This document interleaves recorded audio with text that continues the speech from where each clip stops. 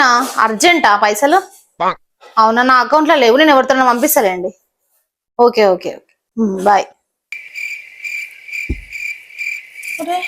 నా పర్స్ అటు పెట్టినా, అయ్యో ఇంటి దగ్గరనే పెట్టొచ్చినట్టున్నా. సరే పోనీ వేస్ట్ అడిగి ఇస్తా, ఏమంటావు?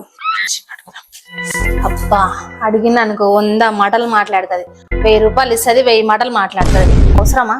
కానీ తప్పదు, ఏం చేద్దాం ఇప్పుడు. అడుగుతా. విజయశ్రీ వదినా ఒక 1000 రూపాయలు ఉంటే ఇవ్వవారా? ఏందదినా ఊకే చైన్ బట్టనియో మా అన్నకి నాకు ఊకే పైసలు పైసలు అని సతాయిస్తావు. అయ్యా అవసరం ఉంది, ఇయ్యరాదు విజయశ్రీ. ఏంటి ఇప్పుడు అసలు నీకు ఎందుకు ఇవన్నీ, ఎందుకు అలా? సరేలే ఇస్తాగు.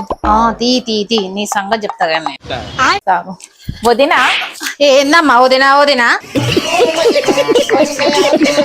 అయ్యో వదినా. వదినా ఏంది వదినా?